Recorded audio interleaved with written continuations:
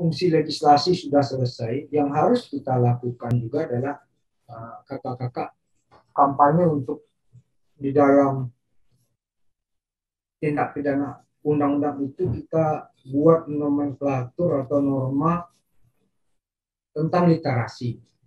Nah, ini tugas kita bersama, tugas kolektif kita. Bagaimana literasi ini harus kita jadikan ya selain undang-undang yang pasti sebagai sebuah payung hukum dan legal standing, tapi kesadaran publik ya itu juga harus digedor dengan literasi yang cukup intensif, karena budaya untuk kemudian anti terhadap kekerasan seksual itu juga harus kita bangun secara bersama-sama. Bahwa tugas belum selesai, karena itu butuh keseragaman pemahaman dalam pelaksanaan. Kesadaran pemahaman itu bisa dibentuk lewat norma hukum yang ada dalam peraturan pemerintah atau peraturan presiden, tetapi sementara untuk mengisi kekosongannya bisa diinisiasi oleh Kementerian Pemberdayaan Perempuan dan Perlindungan Anak adanya pedoman keputusan bersama untuk mengimplementasikannya dalam waktu cepat, dan itu saya yakin bisa karena para polisi dan jaksa lah yang hadir di lapangan. Oleh karena itu, bagaimana melindungi korban, kemudian bagaimana menangani, kemudian bagaimana memberikan pemulihan terhadap korban. Ini penting sekali, dan ini Bapak Ibu sekalian, kami juga berusaha bagaimana pengaturan terkait dengan hak-hak bagi korban ini yang diatur di dalam peraturan pelaksanaannya ini juga bisa diselesaikan dengan baik, tentunya tidak ada tumpang tindih dengan peraturan dan kebijakan yang lain. Harapannya seperti itu.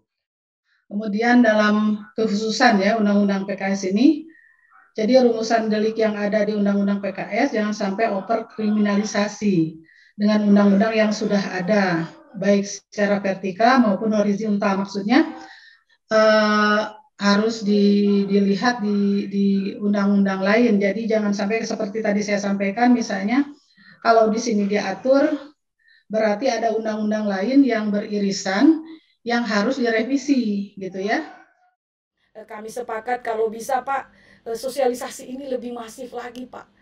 Jangan sampai kita kehilangan momentum Kak Bimbi. Bagaimana perjuangan yang keras ini, perjuangan yang hebat dan luar biasa antara pemerintah dengan DPR ini juga bisa dirasakan ketika di tingkat implementasi.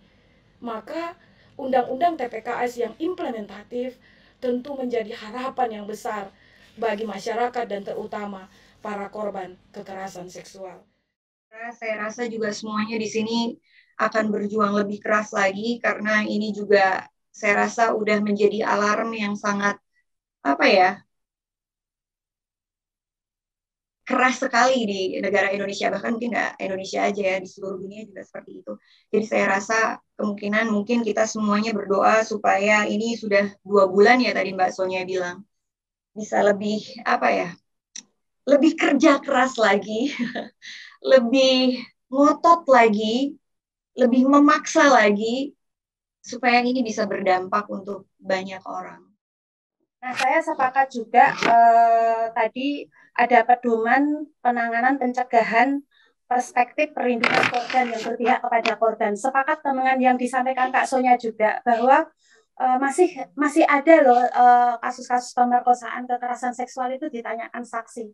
Siapa sih saksi pemerkosaan tersebut? Ya itu korban sama pelakunya yang menjadi saksi. Dan itu kadang mempersulit proses penanganan kasus itu menjadi alot ketika korban masih disalahkan, masih disudutkan, Barangkali pemerintah perlu dibantu ya dengan fakultas hukum itu.